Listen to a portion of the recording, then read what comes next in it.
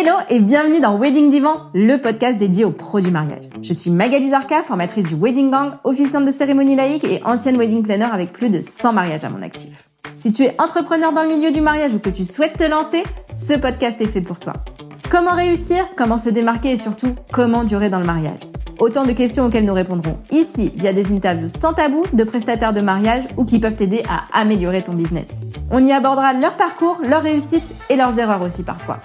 Je partagerai également avec toi tous mes conseils, astuces et outils pour te donner un accès direct à la réussite dans le Wedding World. Allez, pose-toi dans ton canapé, écoute-nous dans ta voiture ou même en faisant la vaisselle et surtout, abonne-toi pour ne manquer aucun épisode. Hello le gang, j'espère que tu vas bien. Aujourd'hui, dans l'épisode du jour, j'ai le plaisir de recevoir Corinna, Destination Wedding Planner. Corinna est spécialisée dans les mariages orientaux et te dévoile sa façon de travailler. Mais je ne t'en dis pas plus et je te laisse écouter.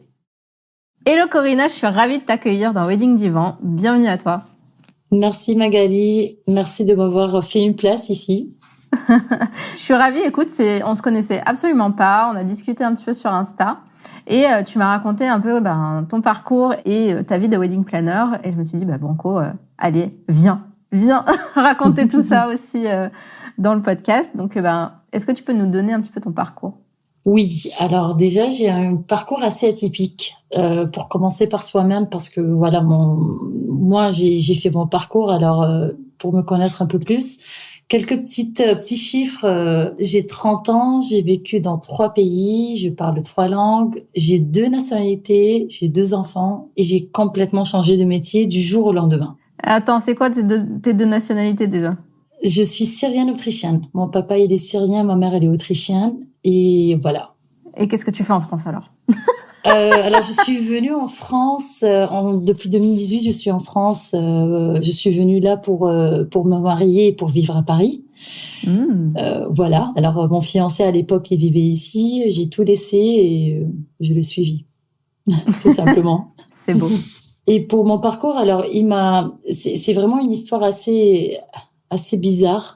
Parce que, pour résumer ça en une seule phrase, il m'a fallu un jour, un événement pour changer complètement le sens de ma carrière. J'étais en plein milieu d'expansion en tant que gestionnaire de compte pour un cabinet de conseil financier. Donc, à la base, je suis financière. Un ami à moi qui est libanais, il m'a demandé de l'accompagner pour la coordination du jour J d'un mariage qu'il avait. Et c'est là où j'ai découvert cet univers. Ce monde qui s'ouvrait à toi. Ah oui. Un métier incroyable, entre un talent managérial, une passion de bien faire les choses avec tant de professionnalisme, mais aussi cette maîtrise et d'être vraiment le centre, vous savez, le repère comme référente pour les invités, les prestataires, les mariés. J'avoue que depuis vraiment ce jour-là, j'ai vu mon avenir transformé. J'ai démissionné et j'ai commencé à travailler dans une très grande boîte au Liban en tant que chef de projet événementiel pour des mariages de luxe libanais.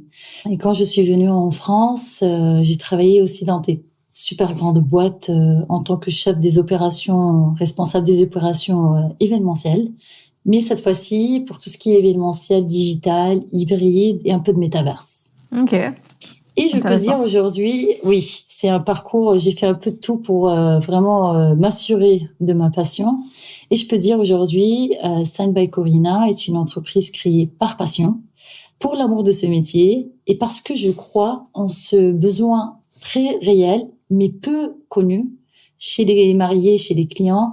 C'est un mariage qui est certes beau, mais aussi un mariage avec beaucoup de travail sur les émotions. Alors justement, raconte-moi un petit peu comment tu travailles les émotions dans ton métier. C'est quoi les étapes que tu utilises? Super. Alors déjà, si je peux dire une introduction un peu sur Signed by Corinna. D'après ce que j'ai vécu, mon parcours dans plusieurs pays, dans plusieurs métiers, je suis sortie avec 3 raisons pour lesquelles je suis aujourd'hui une wedding planner différente des autres. C'est vraiment ces 3 raisons. La première, c'est, je vous rassure, je travaille beaucoup sur l'esthétique parce que les mariages, ils sont là pour être beaux, on est d'accord. Mais je veux vraiment donner cette place à l'émotion dans les mariages. Pour moi, c'est la phrase que je répète toujours à mes clients, un mariage est là pour être vécu et non pas que vu. On peut faire le plus beau mariage de notre vie, il y aura toujours un plus beau. Si on regarde sur Pinterest, si on veut dépenser encore plus d'argent, ça va être encore plus beau et plus beau. Mais ça sert à quoi d'avoir le plus beau mariage si on n'est pas bien le jour J? Si on est évanoui par des émotions, par l'anxiété, par le stress, ça sert à rien. Et ça, ce que moi je vise aujourd'hui. Voilà. Alors, ce qui m'a changé un peu, ce qui a bouleversé un petit peu cette notion de wedding planner qui travaille sur l'émotion plus que l'esthétique, c'est vraiment 3 raisons que je vais dire assez brièvement, mais qui vont vraiment souligner et traduire ceci, ma vision dans ce métier-là. La première chose, quand j'ai terminé mon travail dans cette boîte à Beyrouth d'événementiel, je suis sortie avec une vision totalement différente sur le mariage. Et j'ai commencé par mon propre mariage. Parce que oui, je suis la première cliente de Sign by Corina. Alors, j'ai vécu des beaux moments, certes, en étant wedding planner au Liban, mais c'est pas ce que je veux faire toute ma vie, et surtout, c'est pas ce que je veux créer, c'est pas ce que je veux que mes clients sentent le jour J. La deuxième, c'est que j'ai pallié les failles de ce métier ici en France.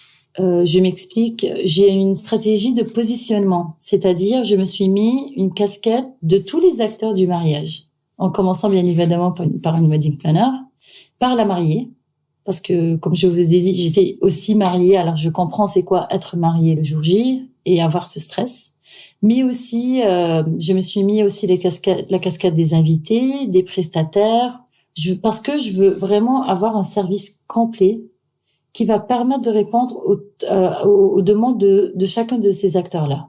C'est-à-dire, j'ai pas tout compris. C'est-à-dire, pourquoi je travaille aujourd'hui sur les émotions plus que l'esthétique, c'est que parce que je me suis mis dans cette personnalité de mariée, dans cette personnalité d'invité, dans cette personnalité de prestataire. J'ai tout vécu. J'étais mariée, j'étais invitée, j'étais prestataire et j'étais par exemple maid of honor.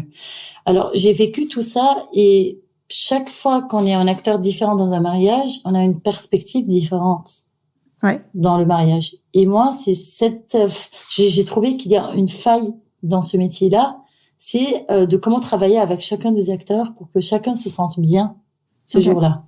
Voilà. Et la troisième cause, c'est vraiment de se dire, de répondre aux préjugés qui disent que oui, wedding planner, ça va coûter trop cher, c'est un luxe. Et c'est surtout que ça manque de spontanéité et d'authenticité, etc. Alors que moi, je suis là pour prouver que c'est pas le cas. Ok. Et comment ça se manifeste dans tes mariages, en fait? Qu'est-ce que ça se voit sur les photos, j'imagine, mais sinon, comment ça marche? Alors, pour les émotions, moi, la première question que je pose à mes clients, c'est pas qu'est-ce qui est le style de votre mariage, c'est quoi le concept que vous souhaitez, etc. Je commence jamais par là. Je commence par une question assez précise. C'est qu'est-ce que vous voulez sentir ce jour-là, dans chaque étape de votre mariage? C'est quoi les émotions que vous voulez sentir? Parce que si aujourd'hui vous me dites que vous voulez sentir la joie, la gratitude, mais aussi beaucoup d'émotions, un peu de tristesse parce que vous quittez cette vie de famille, etc., pour aller vers votre futur époux, je veux créer ça et je vais mettre en place ceci le jour J. Alors, c'est les clients qui vont me guider aujourd'hui de me dire, Corina, on veut sentir ça. On veut que notre mariage nous ressemble à 100%, dans tous les détails.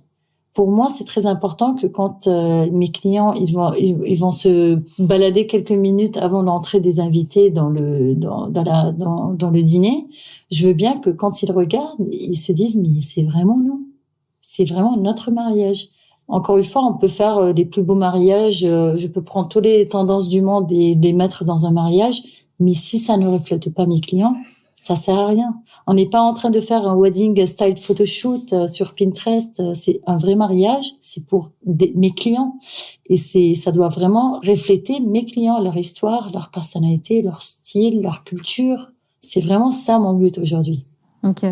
Et justement, c'est qui tes clients aujourd'hui? C'est toujours des Libanais en France? C'est qui? Alors, moi, je fais du Destination Wedding Planner. J'ai fait des mariages au Canada, en Suède, en France et au Liban. parce que je connais très bien les cultures dans ces pays-là. C'est pour cela que je peux me positionner dans le marché. Mes clients en France, alors honnêtement, il y a peu de Français qui embauchent une wedding planner. On peut dire qu'il y a à peu près 320 000 mariages en France par an. Et honnêtement, que 5% font recours à une wedding planner. Alors, la notion de mariage en France est complètement différent que le Liban ou bien que les États-Unis, les Chinois et les Asiatiques. Mes clients idéaux, c'est des étrangers qui souhaitent venir vivre cette expérience et ces émotions en France pour une simple et belle raison, c'est que la France, c'est vraiment une région, on peut trouver de tout et de tout. Il a vraiment son charme et son rayonnement. On peut avoir des lieux emblématiques, mais aussi la gastronomie, les spiritueux, etc. Alors, mes clients, c'est des personnes qui travaillent, qui n'ont pas le temps de s'occuper, qui parlent peut-être pas la langue, qui veulent faire un mariage mixte. Un mixte, c'est-à-dire peut-être ils sont américains, mais aussi ils veulent prendre quelques notions d'un mariage français. D'où le but de se marier en France. Et comment vraiment créer ce blending, ce mix, ce fusion culturelle très naturelle pour leur mariage. Mais aussi effectivement des Libanais parce que grâce au Covid, et pas à cause du Covid, mais c'est vraiment grâce au Covid que la perception des mariages pour les Libanais a commencé à changer. On est plus sur un mariage intime et moins dans le show. Okay. Parce qu'un mariage libanais, c'est un show. Oui, c'est ce que tu me disais sur Insta. C'est un show. Et là, les mariés, ils veulent vraiment quelque chose, ils se tournent vraiment vers le style européen, un mariage vrai, dans un vrai château, et non pas dans un château en polystyrène qui coûte une blinde, mais vraiment se marier dans un vrai château avec un vrai gâteau. C'est un mariage non pas qui dure 8 heures, mais qui peut durer 3 jours, même une semaine. Ouais, et tu me disais que les Libanais, ils dépensent beaucoup d'argent sur un mariage, que tu avais déjà fait des mariages très chers. Oui. Je sais pas si on peut te dire les montants, mais qu'est-ce qu'il y a en plus dans ces mariages-là, ou qu'est-ce qu'il y a en moins peut-être? Alors déjà, oui, j'ai fait déjà des mariages qui ont coûté à peu près 400-500 000 $. Et là, je parle que en 2017. Alors, les mariages libanais sont très différents pour la simple raison, c'est que il n'existe pas un mariage civil. Tout le focus, c'est le mariage religieux qui prend tout son sens. Alors déjà, point de vue contexte culturel et tradition, on trouve pas beaucoup de concubinage. Ce qui veut dire, c'est que ils accordent beaucoup de valeur sur cet événement-là. C'est comme une marque de début de vie d'un couple, et c'est surtout, ça reflète le niveau social du couple. C'est vraiment l'opportunité pour se dire, voilà, classez-moi dans ce niveau social. Alors, il y a beaucoup de traditions, beaucoup de coutumes, mais aussi il y a beaucoup de mixité assez spéciale entre modernité et tradition. Si je creuse un peu plus, par exemple, on peut avoir un mariage vraiment somptueux avec des centaines et voire 2 milliers d'invités. Alors qu'en France, on peut pas dépasser 300 invités. C'est très rare. C'est pour cela il y a des salles spécialement prévues pour pouvoir vraiment avoir des milliers d'invités. C'est des hangars. Et c'est jusqu'à combien de milliers là Ça dépend de la personne. Si c'est une personne très très bien connue, on peut avoir vraiment 2000, 3000 personnes qui sont invitées à un dîner assis. Toutes les tables sont décorées, tout est réfléchi. C'est pour cela il y a vraiment des salles spéciales prévues. C'est des hangars et non pas des châteaux et non pas des hôtels, des réceptions d'hôtels, etc. C'est vraiment des hangars qui font à peu près 10 000 mètres carrés. Ok. Et du coup, ça hyper décoré, quoi. Pour que tout décoré. Soit pas, justement, qu'on voit pas que ça soit un hangar. Exactement. Alors, imaginez la production, elle peut prendre 4 mois, 6 mois avant le mariage. Alors, on fait une transformation totale de cet hangar-là. On peut créer des fontaines d'eau avec des jets d'eau. On crée des oiseaux plafonnés en verre. Tout est personnalisé pour ce mariage-là qui va durer quelques heures. Des milliers de fleurs sur les tables d'invités. C'est vraiment un show. Le gâteau, il est immense. On a une vraie pièce montée qui peut faire 2 mètres de long, de haut, et qui peut peser jusqu'à 500 kilogrammes. Wow. Et tout est fait avec du polystyrène. Ce qui, pour moi, quand j'ai Alors, pris c'est pas une vraie pièce montée, alors. Exactement, c'est une vraie pièce montée visuellement, mais elle n'est pas conçue pour être mangée, c'est vraiment pour le show. On peut même pas couper avec un simple couteau, on utilise un épée. Vraiment, c'est différent. Incroyable. Ouais, c'est incroyable. Alors, tout est artificiel, si je peux le dire. Tout est fait par polystyrène. Moi-même, j'ai fait un mariage pour des Libanais qui habitaient aux États-Unis et qui voulaient une façade de château. Alors, on a construit une façade de château avec des portes, des fenêtres, des projections d'animation 3D, ce que vous voulez en polystyrène.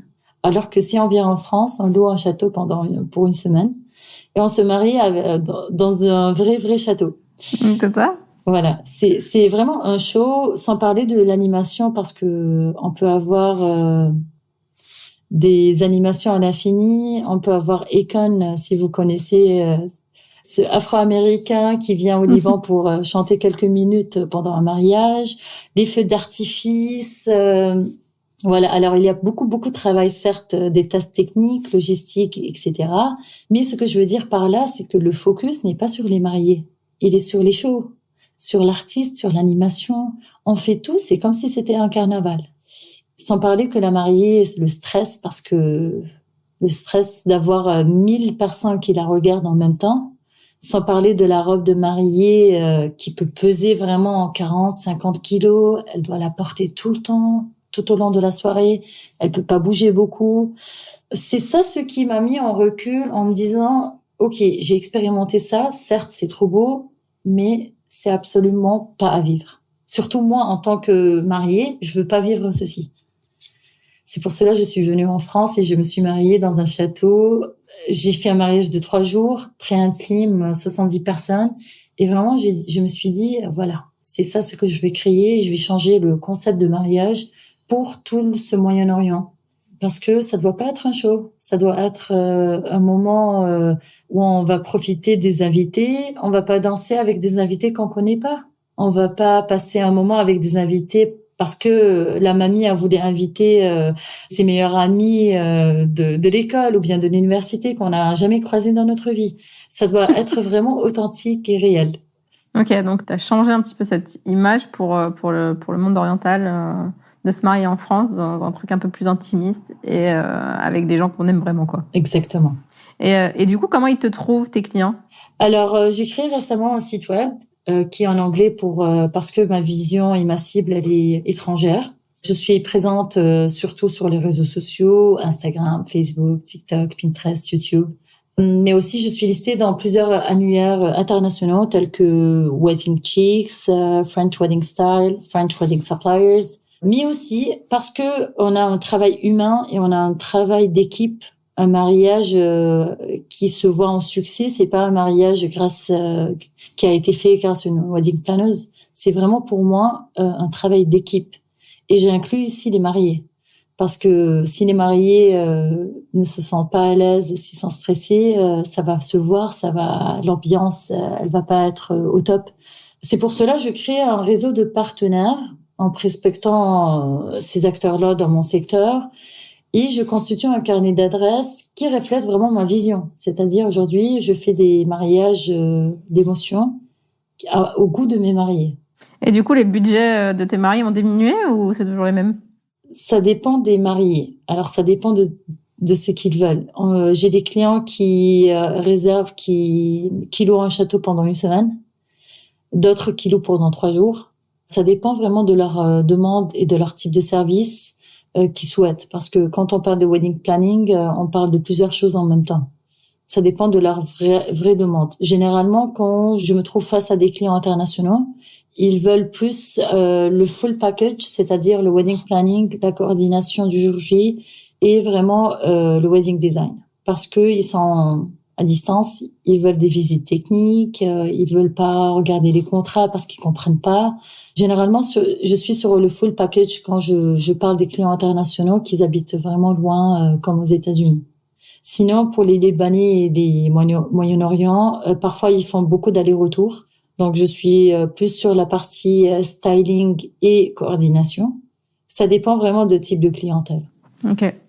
Et donc, du coup, les budgets sont les mêmes puisqu'ils réservent le château plus longtemps, etc. C'est ça? C'est ça. Ok. Et donc, du coup, ils te trouvent sur ça et sur Instagram un peu ou pas? Oui. Alors, j'ai reçu 3 clientes sur Instagram. J'étais assez impressionnée que Instagram, ça peut vraiment... Pour moi, c'était une vitrine pour montrer un petit peu ma tête, pour montrer un petit peu mon travail. Pour moi, c'était plus Pinterest pour trouver des clients ou bien des annuaires internationaux. Mais à chaque fois qu'une cliente m'a dit « Ah oui, j'ai vu un mariage que tu as posté sur Instagram », j'ai dit « Ah oui, ok, super, ça marche bien alors. Et tant mieux. » Bah oui. Et t'as des clients français un peu ou pas du tout? Alors oui, mais pas à 100%. Sur des mariages mixtes? Oui, c'est exactement des mariages mixtes. Ok. J'ai fait un mariage en Provence au plein milieu de Covid pour un mariage mixte entre Syriens et Français. Et très rare, on voit des Français, un couple français qui embauche une wedding planner. C'est différentes cultures, c'est différentes notions. Ils sont plus dans les DIYs. Ouais, alors oui, enfin, il y en a quand même de plus en plus, mais c'est vrai que c'est pas les mêmes budgets, surtout. Oui, exactement. Après, il y en a hein, forcément hein, des Français qui vont mettre ces budgets-là, mais c'est quand même pas la majorité, on va dire. C'est plus des Français, je crois, qui vivent. Les expats. Oui, exactement. Qui veulent retourner en France pour se marier en France. Mais je trouve très rarement des Français qui travaillent en France et qui veulent se marier en France à l'aide d'une wedding planner. Est-ce que tu as des conseils pour une personne qui se lancerait dans les mariages orientaux et qui voudrait faire comme toi? Alors, déjà, si cette personne a un peu la notion de la culture, parce que on peut pas se lancer dans un marché peu méconnu. Quand on parle de mariage, sachez qu'on rentre vraiment dans l'intimité des gens. C'est-à-dire moi je dis ça en anglais, it's a journey. C'est pas quelques heures de rencontre et voilà, on travaille ça et voici votre mariage, voici la présentation et la liste des prestataires. C'est vraiment un échange continu et très humain. Et on creuse pour chercher l'émotion, pour vraiment créer cette émotion le jour J. Alors, si on n'est pas trop familier avec la culture du marché, c'est déjà trop bloquant. Si on parle pas la langue, c'est aussi bloquant. Alors, ce que je conseille, c'est vraiment, il faut avoir vraiment cette curiosité d'aller chercher les traditions et les coutumes et cultures de ce peuple, parce que faire un mariage qui ressemble pas au marié, c'est pas un vrai mariage pour moi, déjà. Deuxième chose, c'est vraiment toujours se différencier, se positionner, se distinguer des concurrents pour pouvoir vraiment déjà bien cibler les clients. Les clients qui viennent voir Sign by Corina, c'est des clients idéaux pour moi parce que j'ai su me cibler, j'ai su me distinguer. J'ai jamais eu une cliente qui me dit « Ah, je vais faire comme le mariage de mon cousin il y a 2 ans, je vais faire exactement pareil. » Pour moi, c'est pas du tout ceci. Alors vraiment se distinguer, savoir se différencier, comprendre des traditions, mais vraiment écouter les clients. C'est là où on trouve vraiment les idées. Moi, je m'inspire de mes clients. C'est mes clients qui me guident. Ce qui te démarque, toi, c'est les émotions, du coup, tu penses, par rapport à tes concurrents? Alors, il y a pas mal de choses qui me démarquent. La première chose, oui, quand on a parlé d'émotions, oui. C'est trop bizarre quand je commence à parler, je suis wedding planner et je m'en fiche combien vous voulez vous dépenser par rapport à la décoration. Mais je préfère que vous me disiez, je veux moins dépenser sur les fleurs et je vais plus dépenser sur la wedding planner. Pour moi, c'est ça, c'est dans ce sens-là, parce que, comme je disais au début, faire le plus beau mariage, mais en étant vexé, stressé, ça sert à rien. Oui. Non, mais ça m'a fait sourire quand t'as dit plus là sur la wedding planner que sur les fleurs. Après, toi, tu fais les fleurs, du coup? Ou tu passes par des fleuristes? Moi-même, non, je fais pas les fleurs. Je fais tout le concept, le styling. Je choisis le matériel, le tissu, les couleurs, tout ce qui est design et concept. Okay. Mais c'est pas moi qui est la fleuriste qui va mettre les fleurs. Oui, c'est pour ça. Donc c'est pour ça m'a fait rire, parce que du coup, en gros, ce que tu disais, ça fait un peu genre, donnez-moi plus à moi. Ah oui. Même si je sais que c'est pas du tout ce que tu voulais dire, c'est pour ça que j'ai souri quand même. Oui. Non, mais vraiment, parce que d'après mon expérience au Liban, on faisait des mariages magnifiques, mais je voyais la mariée à souvent les larmes aux yeux parce qu'elle était stressée, elle était en panique. C'était pas elle. Oui. C'était pas elle. C'est juste parce que les traditions ou bien sa classe sociale disent que voilà, il faut faire un mariage grandiose, alors que peut-être elle revient d'un mariage vraiment de 40 personnes. Voilà ce que je veux dire. Oui, je me doute. Ouais. Ok, donc tu conseilles donc de connaître la culture, de se démarquer. Est-ce qu'il y a d'autres choses? D'écouter les clients. Vraiment les clients. Les clients, c'est vraiment eux qui donnent l'inspiration. Pour moi, à chaque fois, je vais travailler dans des cultures différentes. Certes, je cherche c'est quoi qui démarque les cultures, c'est quoi la tradition, etc., qui me donne une ligne directive.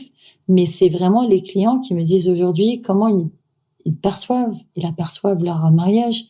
Et c'est à moi, c'est mon métier d'aller creuser les émotions, de leur poser des questions par rapport à leur histoire, comment ils se sont rencontrés, c'est quoi leur moment préféré, comment ils vont se sentir dans cet espace-là, dans cet endroit-là, qu'est-ce qu'ils préfèrent comme ambiance, est-ce que c'est une ambiance romantique avec beaucoup de bougies ou bien une ambiance trop festive parce que voilà, ils aiment faire la fête. C'est vraiment d'aller creuser, chercher les caractéristiques de nos clients pour faire un mariage qui leur ressemble, mais aussi unique. Parce qu'on rencontre pas le même couple tous les jours. Chaque couple a son histoire. Ok. C'est quoi ton dernier coup de cœur? J'ai vu récemment une vidéo sur Instagram où la mariée, elle rentre à l'église accompagnée de son papa et de sa maman. Et moi, pour moi, parce que je suis maman, je le vis là maintenant, je suis pleinement dedans, mais je vois que c'est vrai, lors des mariages, la maman, elle est peu valorisée. Je m'explique, pendant la cérémonie, que ce soit laïque, religieuse ou autre, c'est toujours le papa qui accompagne la fille. La première danse, avant de la danse, on dit ça father-daughter dance, c'est toujours le papa qui danse avec sa fille, et puis après, c'est la première danse avec son époux. On voit très rarement la place de la maman, alors que parce que je suis peut-être maman de 2 bébés, que je vois ça trop beau. Et c'est vraiment de valoriser les 2 parents. C'est trop beau. Mm-hmm. C'est mon coup de cœur. J'ai beaucoup aimé cette idée. Ouais. Et ton coup de gueule, ton dernier coup de gueule, un truc qui t'énerve? Je sais pas si tu as vu, j'ai partagé sur mes réseaux sociaux, mais aussi cette mariée qui rentre dans son mariage, elle veut pleurer. Non mais son mariage, il est beau, elle est entourée des invités, ils sont là, les photographes, ils prennent des photos et tout. Mais elle est stressée, elle peut même pas bouger, elle a les larmes aux yeux. Et moi, j'ai partagé ça, j'ai dit, c'est le pire, c'est un cauchemar pour moi. Elle a pas à vivre ça. Pas pour son mariage, surtout pas. Et là, je me suis dit, c'est dommage, c'est raté parce que elle se sent pas bien. Il y a vraiment des gens qui aiment pas qu'on les regarde, qui aiment pas être au centre du regard. Et moi, j'ai rencontré des personnes pareilles. C'était mes clientes. Elles me disaient, non, jamais de la vie, je vais rentrer seule sans mon mari pour aller à la piste de danse et croiser mon mari au plein milieu de chemin. Je veux pas rentrer seule. Et je l'ai pas forcée. Elle a raison. Chacun a son caractère. Mais j'ai dit, mais il faut pas faire comme tous les autres. Si on se sent pas bien seul, il faut jamais être seul. Surtout pas pour le jour J. Alors, je dis vraiment, c'est pas quelque chose que j'ai aimé. Quand j'ai vu ça, j'ai dit non. Si jamais elle a une coordinatrice ou bien une wedding planner, je suis sûre qu'elle aurait vécu autrement. Ouais, c'est sûr. Le dernier livre qui t'a marqué? Oh là là, ça fait longtemps que j'ai pas lu. Normal. Il y a un livre c'est pas le dernier que j'ai lu, ça fait longtemps, mais c'est celui qui m'a changé un petit peu ma perception de vie. Ta vie commencera quand tu sauras que tu as une. Tu en as qu'une. Ouais. Tu en as qu'une. C'est vraiment super. Quand on écoute cette phrase-là, on se dit, ouais, c'est vrai qu'on a une seule vie et c'est vraiment la seule et ça commence tout de suite. C'est vrai. C'était vers quel âge la pire période de ta vie? Une pire période de ma vie, je pense à l'école. J'étais pas moi-même. Je crois que, je me suis pas trouvée. J'ai pas trouvé ma place. Et t'avais quel âge à peu près? C'était vraiment l'école primaire ou même tout le cursus? Je crois tout le long. Okay. J'étais là, j'étais pas actrice. J'étais un peu timide. J'avais un peu de recul. Contrairement, par exemple, à l'université où j'étais vraiment là. j'avais une place. Ouais, je crois que j'étais un peu plus timide à l'école. C'était pas pire, mais c'était pas les moments les plus agréables de ma vie. Et qu'est-ce que tu lui dirais du coup à Corinna qui était dans cette période-là, avec le recul que tu as sur ta vie d'aujourd'hui? Alors, je dirais, si jamais tu sauras que la personne que tu deviendras, tu seras fière. Je dis ça. Mais je crois que il faut passer par une étape où on se sent pas bien, où on est un peu timide, on est un peu fermé, ou bien peut-être j'étais pas timide là. Si mes copains vont écouter ça, ils vont dire non mais Corinna, elle a été jamais timide, mais j'étais pas moi-même. Je me suis pas vraiment trouvée. Mais je crois que dans la vie, c'est bien de se mettre dans ces moments-là pour vraiment prendre de force et de recul et de se dire, voilà, on va se battre pour faire ceci, pour faire cela, pour se trouver. Sans ça, peut-être, j'étais pas là. Cool. Donc là, tu lui dirais, si tu savais, si tu voyais ta vie maintenant, tu serais fière de toi. Ah oui, c'est sûr. Trop bien. Et qu'est-ce que je peux te souhaiter pour la fin d'année? Je crois la réussite, parce que vraiment en étant entrepreneuse tout de suite comme ça, tout seul, c'est pas évident.